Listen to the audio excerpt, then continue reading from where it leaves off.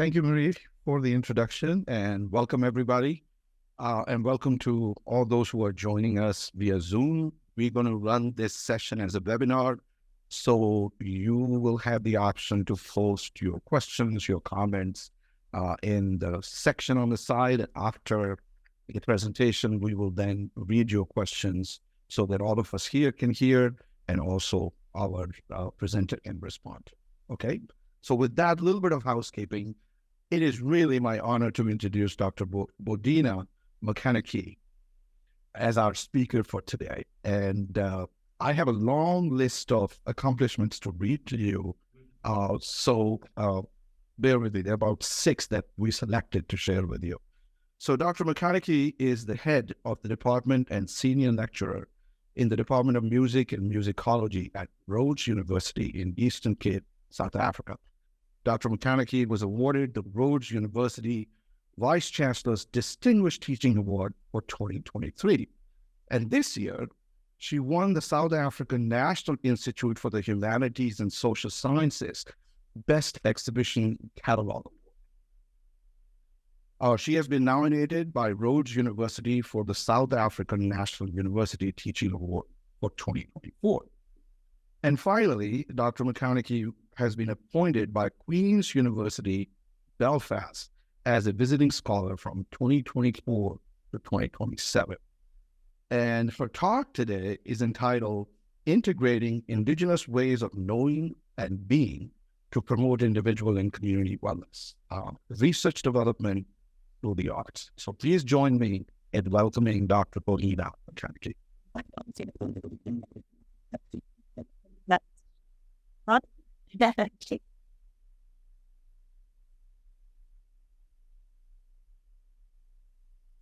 Right.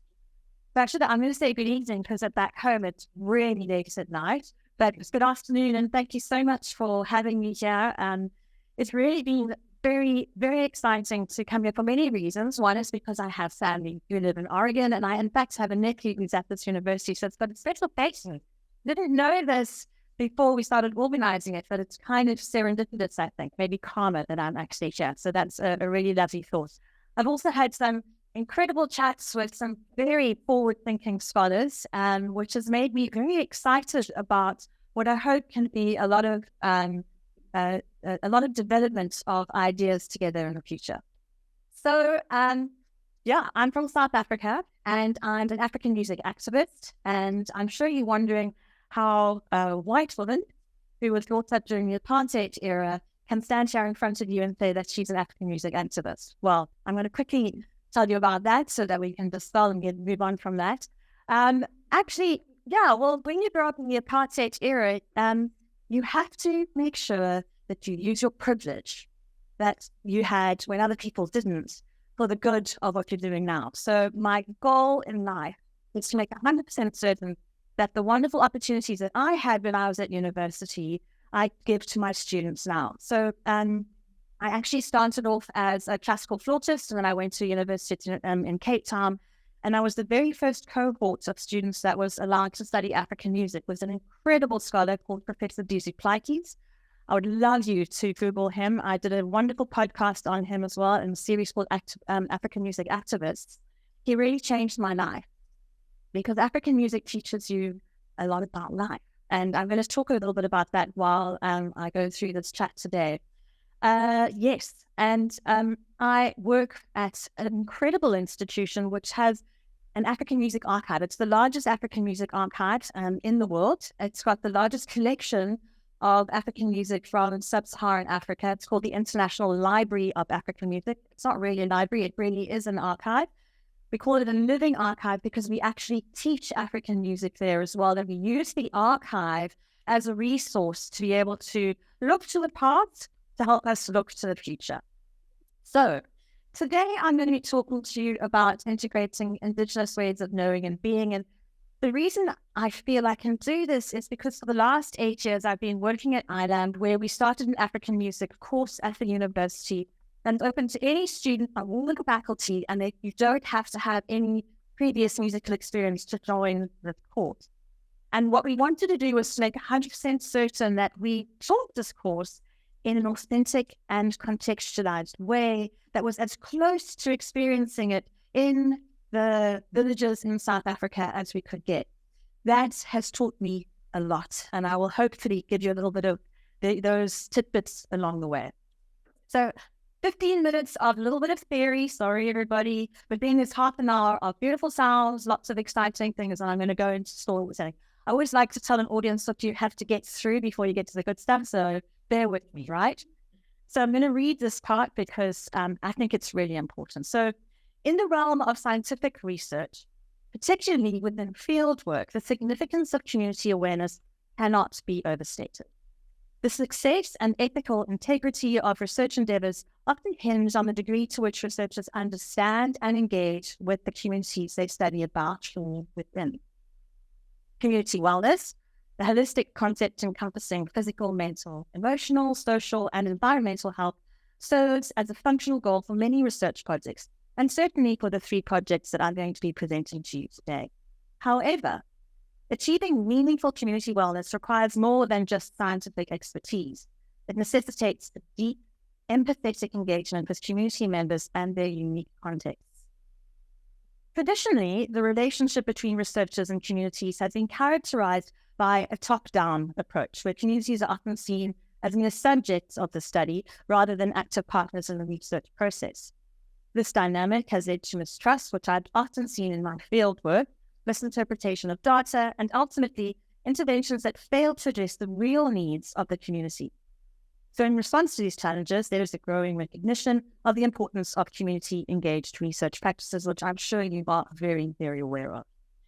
So today, I'm going to be reflecting on how science researchers can enhance their awareness and understanding of communities during fieldwork. We know that academia is a highly competitive arena with ontological ideals of knowledge creation profit as essential. So I hope today to present real experiences of another way of thinking, another way of developing, another way of empowering.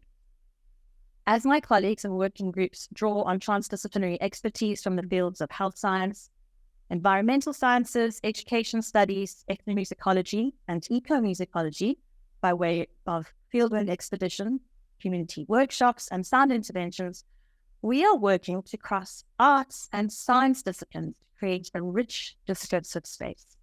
More importantly, however, we draw on the experiences and knowledge of the communities with whom we work outside of these academic endeavors. If we want communities to benefit from research, we must make it.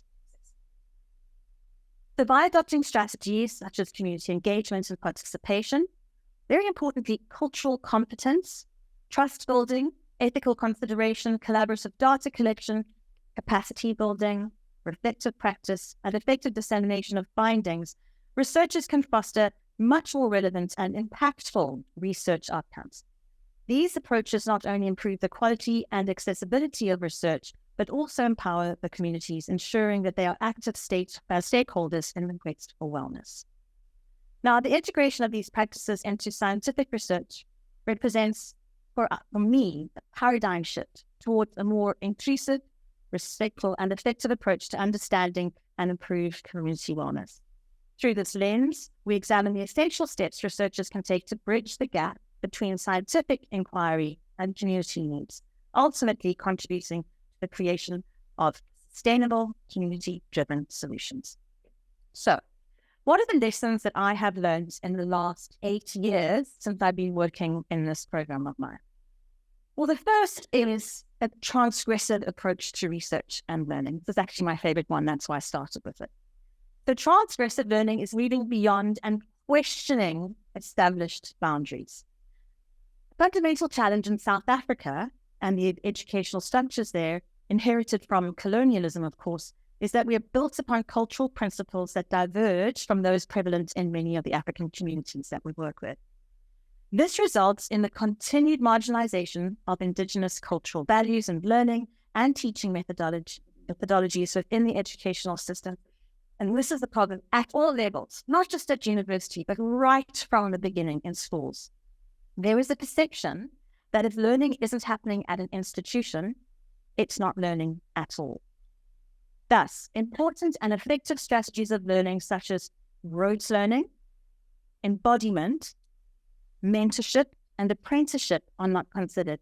Now, please do ask me about that in the question and answer session afterwards, because it's something I feel very passionate about. So what I use is something called a call and response approach, which is based on the African technique of slinging, which ensures that the audience is a fundamental part of the performance. The tradition of call and response singing, where a lead performer interacts and then there's the answering musicians for the audience, is deeply embedded in knowledge co-production, as it values the relationship that exists between people. You all know what it is. I'm sure you've heard these like war cries. So I went to the river and then you all had to go, yeah, man. And I started to drown. Yeah, man. Come on, people. This is that. Anyway, you get what I'm saying. In the context of today's presentation, this can be translated as valuing the relationship between nature and culture, between people and the ocean, between research and community, between heritage and innovation. One should not exist without the other. So as I said earlier, knowledge generation and dissemination in research have historically regarded local communities as informers rather than recognizing them as individuals and groups capable of producing knowledge themselves.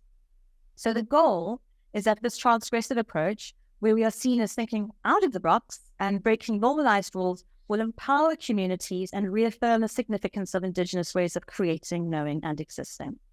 This is achieved by granting knowledge bearers agency, as well as by disseminating and evolving knowledge in accessible formats, thereby shifting, this is important, the transmission of knowledge from a development to an empowerment framework. Thus, the dissemination of knowledge remains rooted and valued in space and place, and the manner in which the new or ancient knowledge is shared, instead of alienating the community, researchers emboldens them to recognize their important role in any project.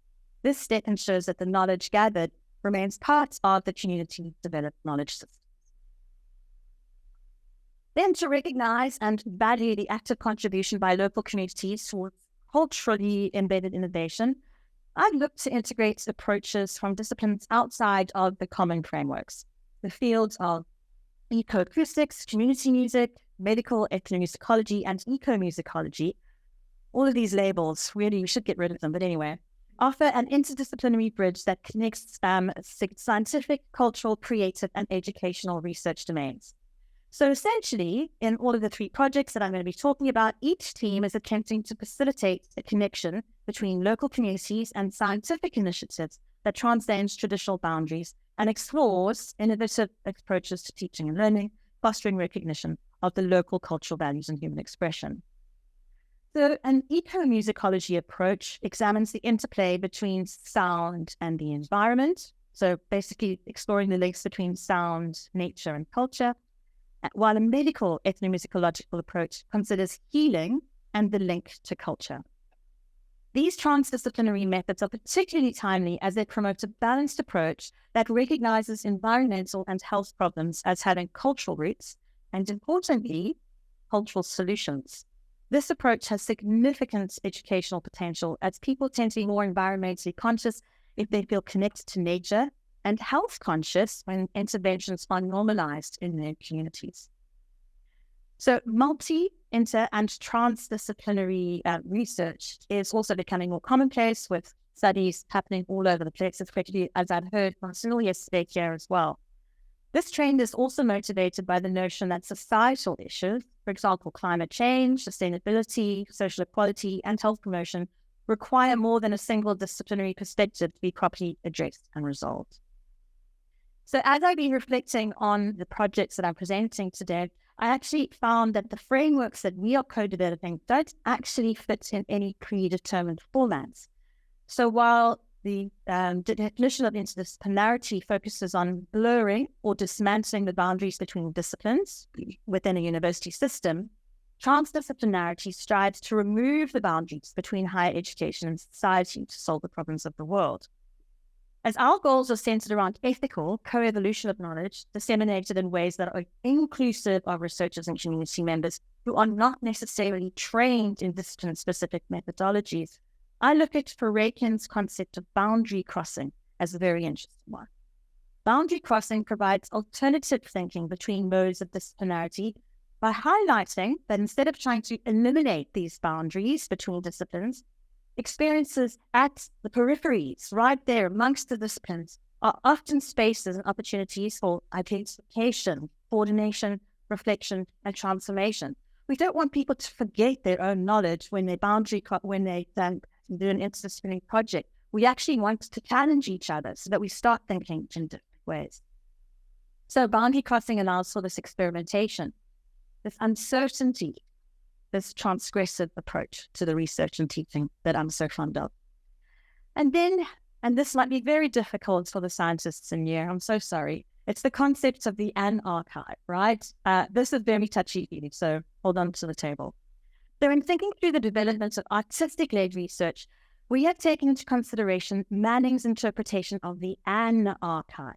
Derrida's initial concept argues that traditional archives are selective and structured repositories of information, while the An archive represents the unstructured, the unfiltered, and often chaotic accumulations of traces and marks that escape the control of traditional archiving systems.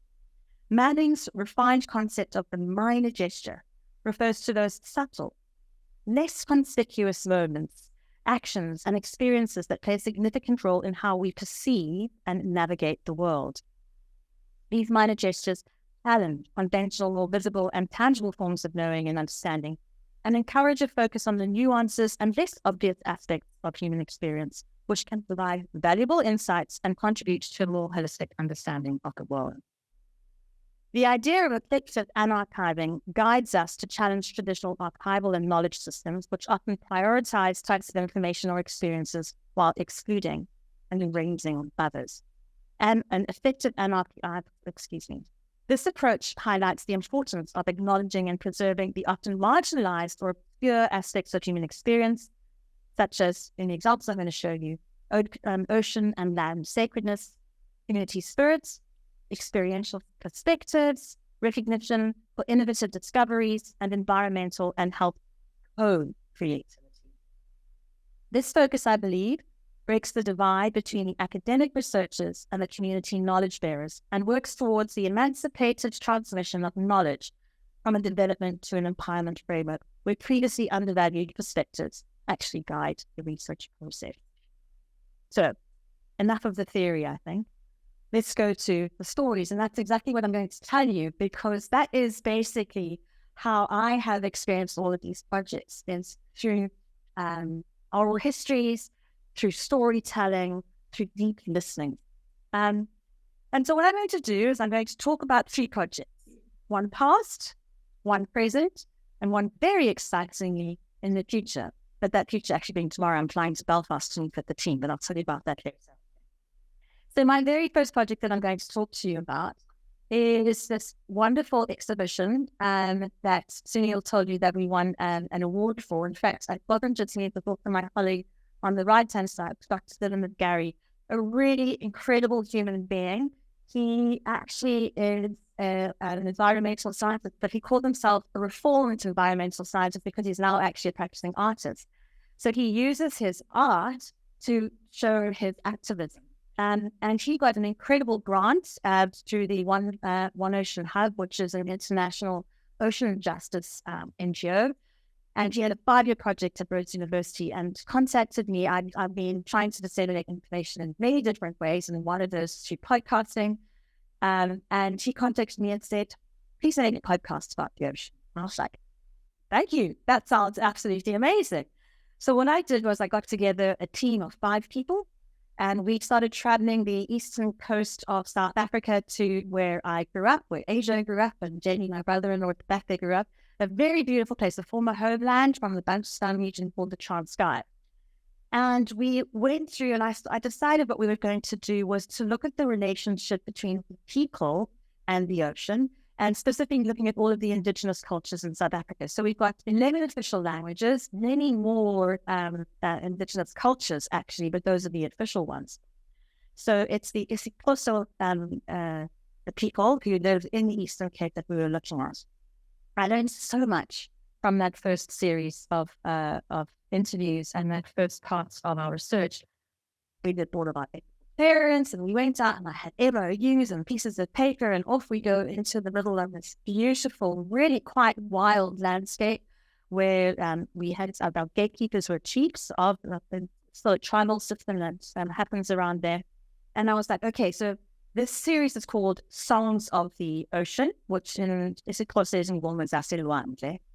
And so we went out and I started going to people like, right, hey, thank you so much. And with my translators and my students who are predominantly IsiXhosa, have you got some songs about the ocean? And everyone's like, oh, right. And so sang a song, and that was great. And it was called Nolgala, which means the crab. And then we had some other interviews, and then we went to the next place. Like, okay, great. Do you have some songs about the ocean? They were like, yeah, we got the song Nolgala. Oh, okay, excellent. And this kept on happening. This one song kept on coming up. And I started getting really frightened because I thought to myself, I'm going to have to call the song of the ocean instead of songs. We had an Imbiza, which was a meeting that evening. And this team and I decided, that's it. We're not asking anybody for anything. We just got to let the people tell us some stories. And of course, as you all know, you've had the experience, I'm sure if you've been in the field, that was the right thing to do, to give up trying to force the way the research had to go. After 2 weeks, we collected about 16, 17 hours of wonderful material and peripheral songs, not songs that necessarily related straight to the ocean, but songs that spoke of relationships with water, mermaids, all sorts of things. You know, the IsiXhosa mermaids are actually like sirens. They're pretty evil. I would love you to listen to these podcasts. It's really fascinating because Xhosa people believe that they come from the ocean, right? They have a deep relationship. They believe that the ancestors brought them on the foam that goes onto the beach, and that's how they arrived on the African shores. It's very, very beautiful and romantic. So anyway, I handed in this podcast to my friend Dylan, the co-researcher, and at that time, Shell had just arrived in South Africa. Well, Shell's been in South Africa forever, but they were starting to look at fracking, right? So I'm sure everybody's eyebrows are going up. And what they wanted to do was to do a massive exploration on the Eastern Cape Coast. Everybody was absolutely horrified, except for our government, because the government was like, oh, this sounds like big bucks, right? And so while Dylan and I were wondering what was going on, there was a group of public dialogues that happened, and basically a group of people Indigenous people started protesting, and they held up this placard that said, our ocean is sacred, you can't mine heaven. So we decided to put this exhibition together based on this protest.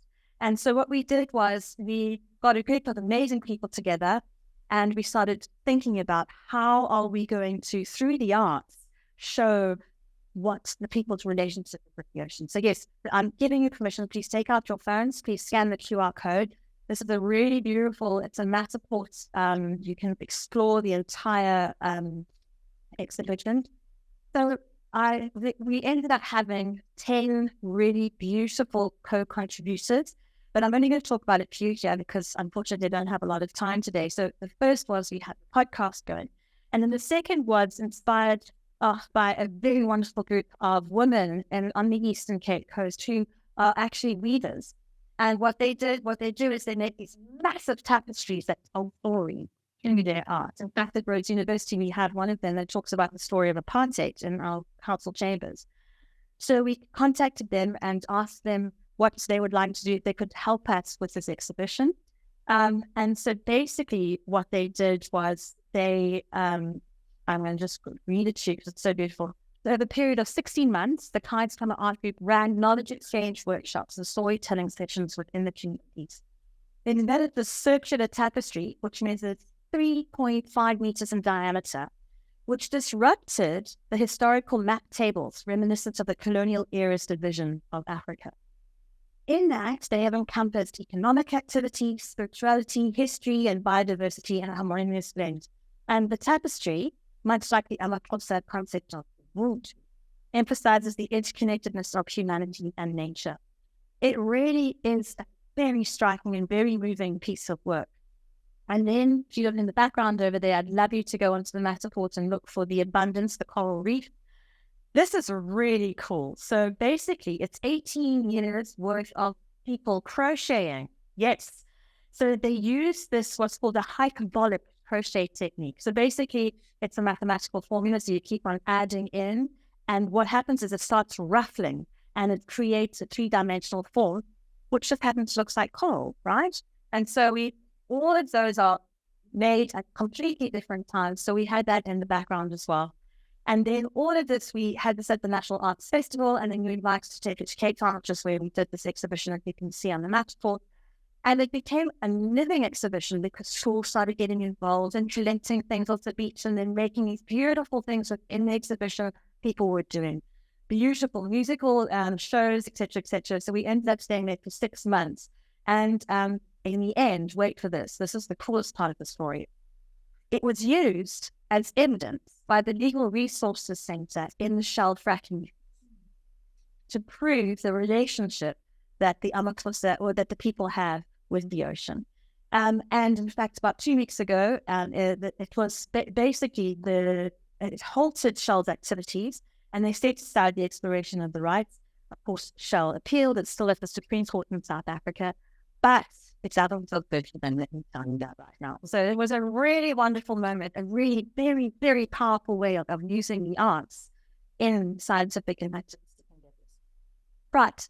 Then my next project, the one which is now present, this is the INISI, the Indigenous Marine Innovation for Sustainable Environments and Economies. What a mouthful. But basically, INISI is based on this, which is the INISI grass, the Cyperus textus. So one of my close friends, Francesca Pari, is a marine biologist at the South African Institute for Aquatic Biodiversity in Brandstown, or McConnachie as it's known now. And she came up with this thought.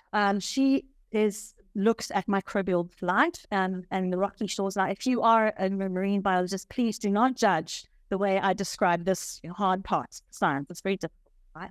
Anyway, so basically, Francesca came up with an idea to use the INISI grass, which also people use to weave baskets, sleeping mats, and beer and milk containers. This grass has got this incredible property where if it gets wet, it swells, and so it can actually hold liquid, right? And so she was wondering, how can we use this grass to reinvigorate these dead, overpoached, rocky shores and harbors without actually bringing in more concrete in other ways? What is a natural, indigenous way of reinvigorating these shores? And she came to me and she said, right, I'm going to be working with people for at least 5 years, and they need to be an integral part of this project. Please can you help me? I was like, yes, that's so exciting. So off we went. And the first thing I said to her was that we need to do a WIPO course, a World Intellectual Property Organization course on benefit sharing and traditional cultural expressions. So we actually understand what our legal role is in this research endeavor. Wow, that was very, very eye-opening. It was a very important course to have done. But in the end, it took us 2 years to get the MOU and the ethics right before we could actually start the project, because, of course, there's financial implications. And going in there and taking this INISI grass is also a heritage grass, so it's also protected. So we not only had to do animal ethics, we had to do human ethics, and then we also had to do heritage ethics. It was a lot. But we did learn a lot about that. And then in the end, in fact, when we got together with the community, everybody really knew what was going on. Everybody knew what the goals of the project were. So we had a 5-day workshop in Viso, where what we developed was this, the ethics documents and the MOU was so complex and so legalese that what we came up with was a manifesto, a 5-point manifesto. We basically, if I have to just quickly tell you, we basically said, we will treat you with respect, and we hope that you will treat us with respect. That's the basic premise of it. So we will treat you like one does to be treated, etc. And of course, there was a benefit sharing as well, ensuring that the community would have full rights to anything that was developed there. So what was the musical intervention part? Well, that was actually rather exciting. So I was trying to figure out what's a way to make sure that the community understands the scientific project, and how does the scientists understand the community's role in this. So I came up with this idea of using sound, which is a very neutral space. And when I mean sound, I don't mean music, because music is not neutral at all.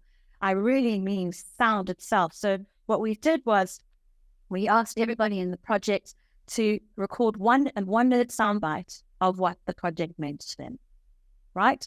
Then we asked them to record at the beginning of it what they thought the project was about. So I'll explain that to you now.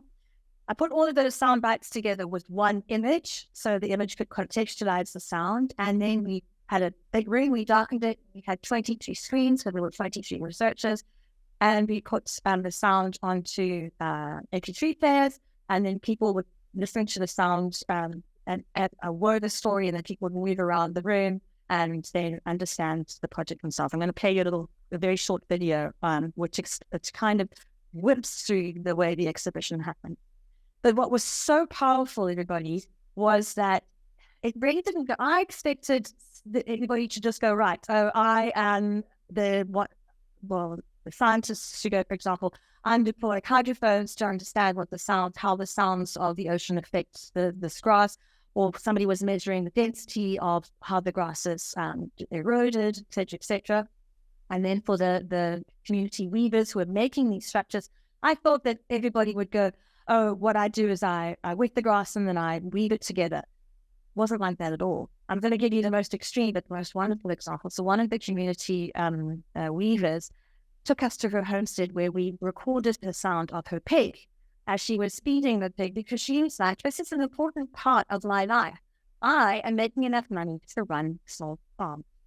And it was really quite moving. And it was very eye-opening for everybody to see each other's space. So I'm going to just play this. It's about 4 minutes, but I think it's worth it.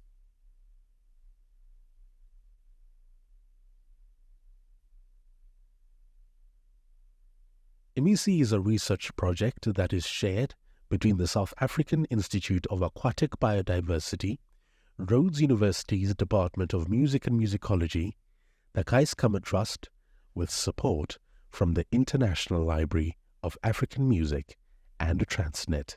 In trying to reinvigorate coastal defenses such as harbours and degraded shorelines, scientists from SIAB have been working closely with the community members from the Keiskammer Trust to develop structures woven from indigenous Imizi grass. These mats or structures have been set into the waters in the harbours and rocky shores to see if they last, and importantly, if they attract new life. The Rhodes team has documented the journey through stories and music, and this exhibition is a part of that. Follow the sound and journey where each team member recorded 1 minute of sound representing their part of their value of the project. Back to the card stop.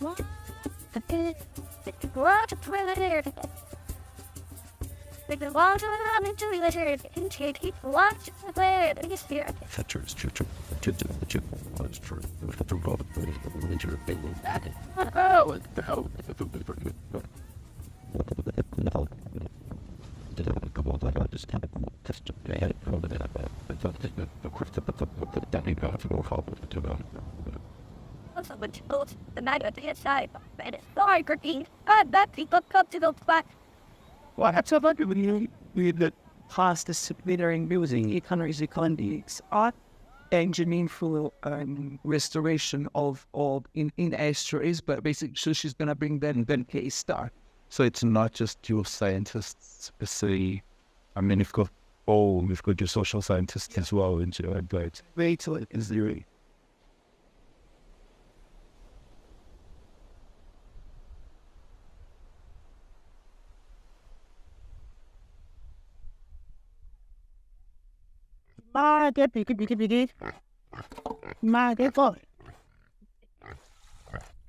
Linda. Yan rate and go to tell work.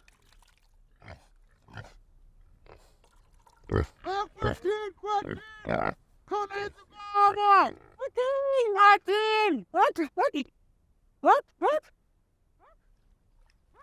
Hurry, help me chase the cow.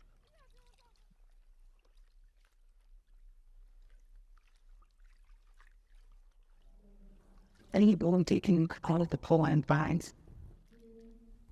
We wait and then shift on. She get the I'm jumping with you. No, I can see them and going up and no, I go to my underwear. She then see Oh, you're busy.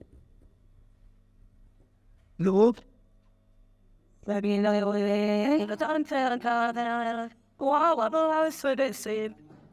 there's the way something else.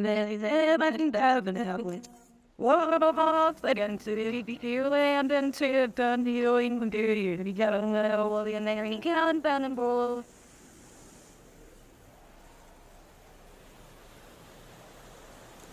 Let's do anything to go keep an eye out for it.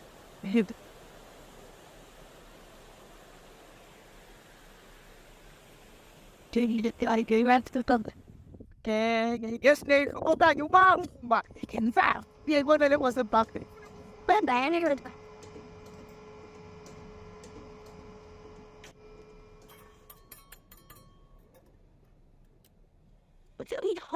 Let's say, do you think that one day? Let's say. Well, The people that are born into woods, but people that are born and used to. And what? The journey heading to the end. I think that's that for the first iteration. I'm dead. Or you go. Right. I think that people is a wrap. So and so what we've done now is we've asked all of the people who were involved in the research project to, after they'd seen the exhibition, to now ask the same question again. What is this project about? And we're about to analyze all of that data and see if there's actually been any change in perception. Our hypothesis, of course, is that hopefully, yes, they have a much better understanding of each other's role. And now I go into my, actually, Dana, I'd just like to say thank you so much to you for allowing me to have that at Soundbox 7. It was really a real privilege, so I appreciate it. Thank you to everybody that was part of that too.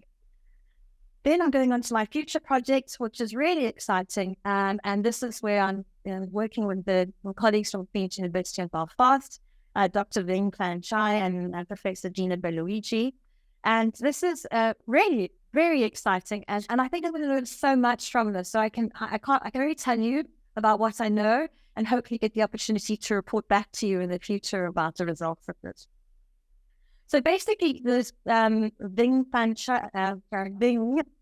has this long-standing research project relating to eye health in Zanzibar, which is, of course, in East Africa, where vision impairment comprises the main cause of disability among children. Estimates from 2019, he writes, are that globally 19 million children live with poor vision, while another 1.4 million are legally blind. 1/3 of these children live on the continent of Africa. And importantly to this study, half of the children's blindness is preventable or treatable. So Zanzibar, which is a predominantly rural location with infrastructural challenges in many areas, has about 22,000 children that need eye treatment or spectacle correction. But despite existing policy and programs to address this, the Zanzi ACE team's preliminary investigations show that 63% of children with eye problems don't access care services. I'm not saying can't, I'm saying don't. So suspicions that Western medicine and public health initiatives have led people to continue using traditional and at times less effective and incorrect healing methods. So although health posters and brochures have successfully increased service uptake in other contexts, the team's engagement with stakeholders revealed that the rejection of these initiatives amongst the Zanzibari community was rife. So this study aims to support the provision of sustainable, comprehensive eye care services by combining school and community-based efforts in Zanzibar using a collaborative effort where the goal is to improve the community's knowledge, attitude, and eye health service uptake for their children. And they're going to do this to demonstrate the role of performing arts. So this is where, of course, I come in, where it's very exciting. So they hypothesize that to improve children's eye health and eye care services acceptance, which is predicated on individual behavior of their parents, it will require influencing individual knowledge and attitudes through communal dialogue.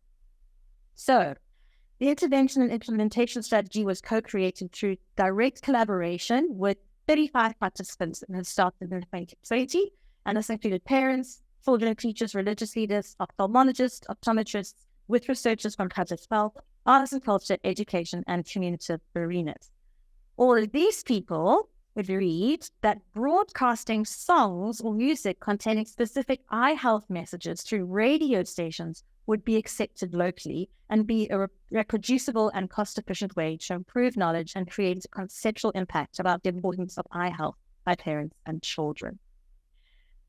It's an incredibly rigorous intervention, and they've gone out there already. It's halfway through a 9-month process where they've been tests, etc.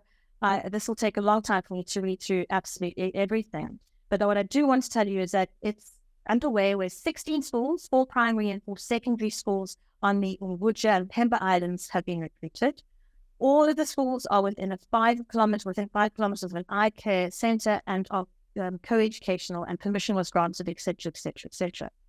So they screened 16,000 children, and they recognized that this 420 of them have eye morbidity, and those are the students, the children that we're going to be working with. So let's have a listen, because I've been given permission by Ving to play you very short excerpts of the 3 winning tracks, because a lot of them went in. They were chosen by the stakeholders, not by the research team at all. And I just wanted to give you a quick idea of why the music was chosen. So Tara is a very traditional and very Arabic sounding music, because of course it's the East Coast. So there's this beautiful influence from the East, from India and the Middle East. And of course, all of those islands have this lovely sound. And then Zuku Kizomba, which is a very contemporary sound, very Southern African, actually, if you listen to it. And then, of course, they also involved children's songs. And as all the musicians here will know, children have a very limited range. So if you want them to sing along, you've only got 5 notes that you can choose from. Just like all of you hum to it as well, because you can all sing it. So I'm just going to let you listen to them first. So the message was good eye health is important for the children. Seek eye treatment at the hospital. Eat a balanced diet for good eye health. Protect your eyes from disease and harm. All of the songs are in Swahili, which is of course the biggest language, the largest language. Why can't I say that? The language most spoken.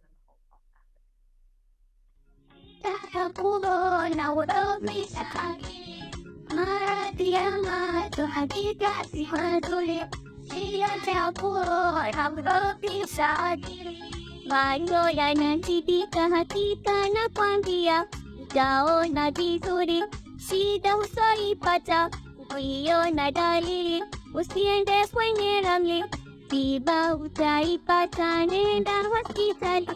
Maradhia, jogika simarudi, sita ya kuona hospitali. Maradhia, maradhia simarudi. Okay, I'm going to play the Tarab song. Love of splatters, remarkable pixel thought. Simplicity. Only for the lyrics to the texture for the defense and hand up and I'm stem on and handle like this up at point. But I had to understand it from somebody. No, you're treating my own and turn up the hot dog, the stars, and it's hot. Shit, if you really had that, and plug it in and out. You feel like you are done with us. Do you know that here and there? Ever knew I burned these eyes? Oh, with these eyes, I feel it. I'm feeling with you, you know. We are born at night, I'm at your tour city. Rolling, same breath. And in the final, more contemporary sound, I know when I have the keys. that one. Yeah, what I want.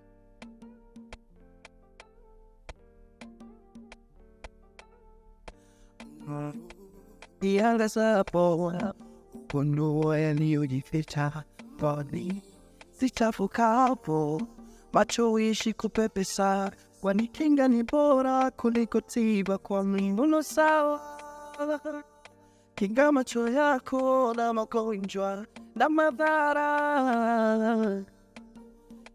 ama shulati nosho kawakiye nikukinge ama shudai Limbo, I want you to Sing at it's a father need kill it out. You learn it go on as you prove it. Make me ping. Why should I should I? Then I wanna be share sour. What things in my but some how cool.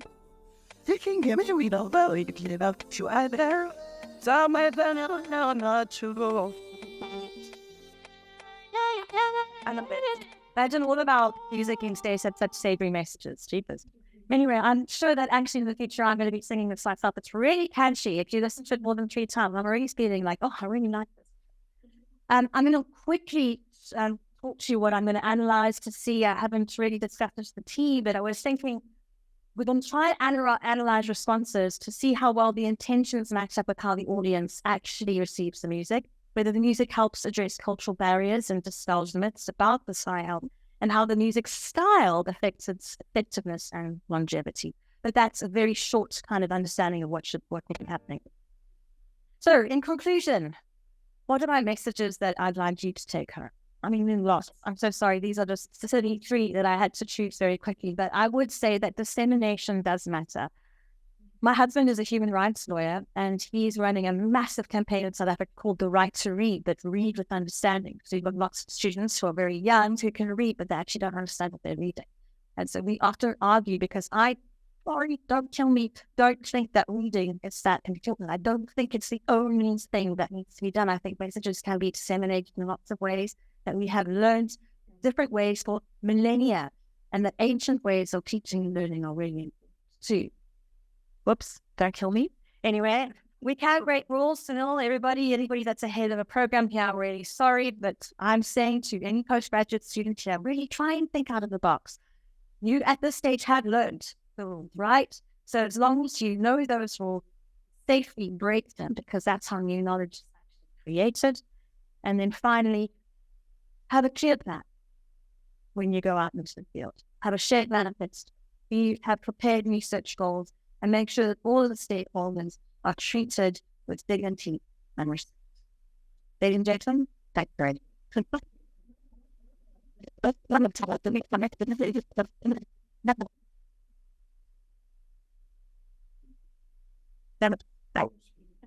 you so much for a great presentation.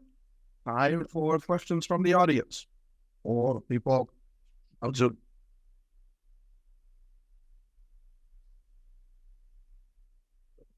I was wondering, is it vitamin A that's the really big problem? And if you're talking about eat well, are there indigenous sources of vitamin A so that they can immediately recognize it? Because as you know, if you're singing a song, the words in a song will stay, they all stay over the millennium. Yeah, absolutely. So are there indigenous sources, or would you have to make it a little more ambiguous? I don't know the answer to that. So I'm traveling to Belfast, and thank you. I will ask that question. Very relatedly, our Jewish Medical Institute had a whole campaign by making a movie about what was it? What's the disease? Conjunctivitis. TB. TB, yes. A whole movie about TB. And it's interesting that one of the questions that the science communication would ask is, if the issue that you mentioned is the lack of trust. The songs address the lack of trust, or are they just go to the hospital? And if the problem is that they don't trust the hospital, what good does it do on the good ones? So my question is, what degree does the message, and I'm sorry for the recency effect, the last example, align with the concern? Wondering about that. I mean, unfortunately, as I've said, this is a future research project. So I think we'll have to address all of these. But as I understand it, the main problem is that it's the eye health is basically, it's mainly for young girls, really, and it's got a lot to do with wearing spectacles, actually wearing the spectacles themselves. So all of these questions, I'm afraid, are a mystery to me at this stage, and I look forward to interrogating. Hi, fascinating. I come from a culture that value music, so I really appreciate this. I have 2 questions. How's the relationship of the communities with the science community change or was transformed? Did they how that evolved?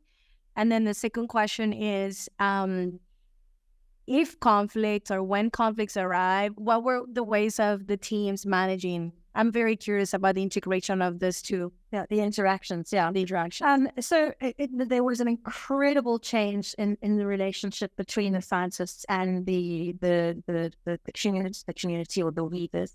And basically, well, first of all, it's a long-term project, right? So there's a lot of familiarity, and the groups of scientists, we would all go at different times, and then at least every 6 months, we would all go together in a group. So people started knowing each other and being able to discuss the project together.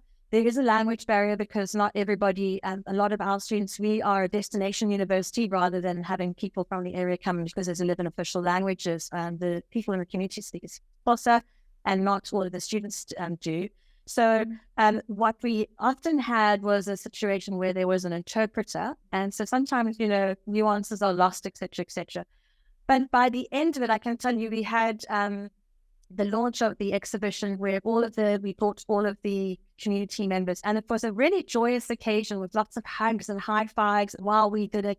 This whole arts intervention changed the way people interacted with each other, because it was neutral. They were in a neutral space where everybody had contributed towards that exact project. It wasn't like this PhD on this side and this was the wee bit here. So it significantly changed the way that they worked with each other.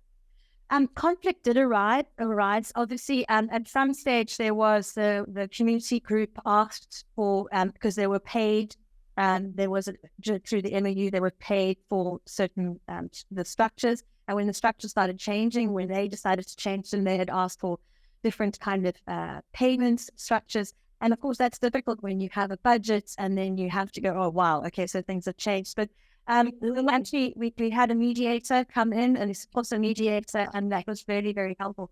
I mean, what we really tried to do was pay open cards. Absolutely everything was shared information, and that worked very, very well for us. Thank you. There have been various demonstrations recently, not necessarily intentional, of substantial changes in public behavior as a result of television programs, sitcoms and soap operas and such in various countries. I don't know if television is widespread enough, but radio drama could certainly also do that job. Is that being tried? Yes. So radio is huge in Southern Africa. And in fact, that's precisely why I use podcasting so much. And it's very accessible now. South Africa is a cell phone country. And so people access radio on their cell phones. It's less expensive in terms of data and usage, and easier to stream, obviously, or easier to connect than to stream anything else. So we use sound dissemination constantly, and it really has a huge impact. You do it through drama or comedy as opposed to just music? Drama actually is a lot more effective than comedy. Comedy is very niche in South Africa, and is actually very specific to the different cultural groups as well. So the other thing is, South Africa is complex from a language perspective, because so we've got these podcasts, and they're about Xhosa people, but we have to have the English so that the Basotho, all of the people who don't speak, so Zulu and Xhosa and Isindebele are very close. But then you go to all of the other language groups, and they're different. Then you've got Venda. So unfortunately, we had to use English, and English doesn't translate actually that well. Often the metaphors in the language are lost. Yeah. Thank you for that. More questions? I have one, but if there's some online, I was talking about other care sources. That's my own. I was doing research on. Yeah. Is that disaggregating, say, private pharmacies from all the other government sources, found that mothers with a child with a fever suspected malaria actually go to a private pharmacy. And then some of them, in India, a lot would go to a traditional partner. Yeah. But is there another source where they might go for eye care, and rather than saying, well, you've got to go here? I mean, I know that's where you really where you want to bring people in the system, But is there another source that they seek out in addition to some of the other remedies and remedies? Again, I don't know, but I mean, I'll talk to you from a South African perspective. Yeah, so I mean, the government-run clinics, and then there are private pharmacies, and then there's the traditional sources. But I know in South Africa, certainly traditional medicine is trusted much more than any government than Western medicine. And unfortunately, I'm saying Western medicine because that's how it's perceived. It really is perceived as something that culture out there. That's a follow-up question. By the way, the telenovelas in Latin America are a great example of the idea of health messages and reproductive health messages. You bring it that a lot. And I was actually going back to what you just said about the trust. Being trusted. Is there, well, from the work that you do, is like the idea of reaching out to those trusted sources and bringing them in so that they become rich. To, let's say, we're starting to. Yeah. I think, yes, I think the idea is that these more long-term relationships build trust, and that over time the communities then start trusting them. And then once there's buy-in from certain members of the community, then it kind of spreads. So it's really, as all of these projects are, it's about long-term relationships. Yeah. I'm saying it's more about the transgressive persuasive learning and the types of learning. Yeah. Okay.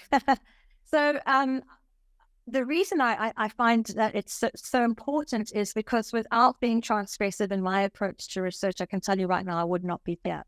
So trying to integrate African music into university systems in South Africa are more British than the British, I can tell you that right now. So we literally, at graduation, we had to wear the cloaks and the weird hats and the long thing. It's like we're like Freemasons, to integrate African music, I wasn't given one sense of. I was hired to do that by the university. Welcome, Bodina. Thank you very much. Please, can you integrate? We need to start an African music course. Off you go. No funding whatsoever. So I had to find my own funding to do that. So I started hiring community members who are the people who know how to do all of the I did take African music myself, but I don't consider myself an African music performance expert. I do perform, but obviously you want to get the experts into the classrooms. So what happened, I'm not allowed to hire community musicians because they don't have a degree. They don't have the piece of paper. If they've been the people that have been, who actually know how to do it. So I had to do what I call the dance, right? So you say yes, no problem, and then you do something else completely. And that is this transgressive approach, because as soon as it started being successful, the university was like, oh, all right, okay, we'll let it. Let's try and figure out a way. I was like, great, excellent.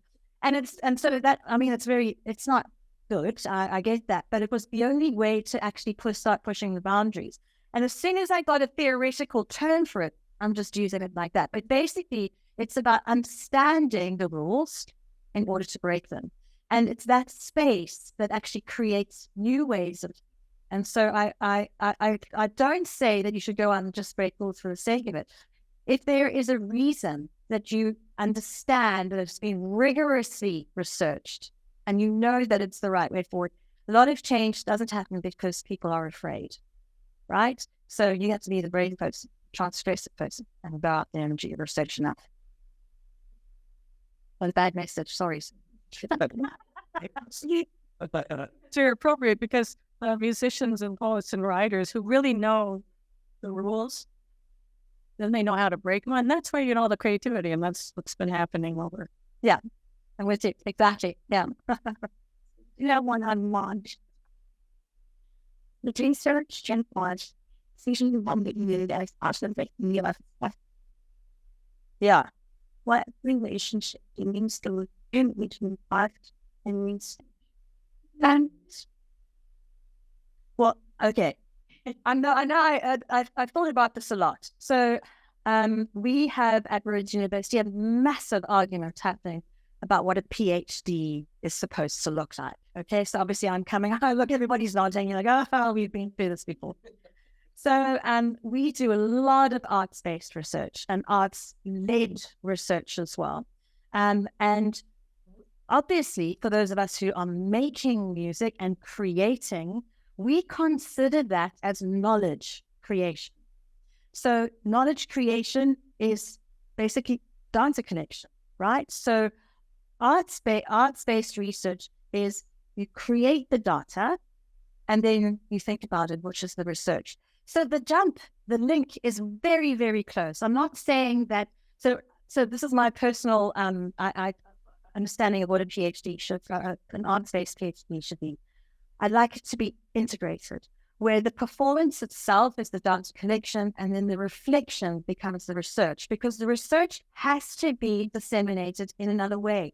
You have to think it through so that others can understand it. And that's key for me to the link between arts and research.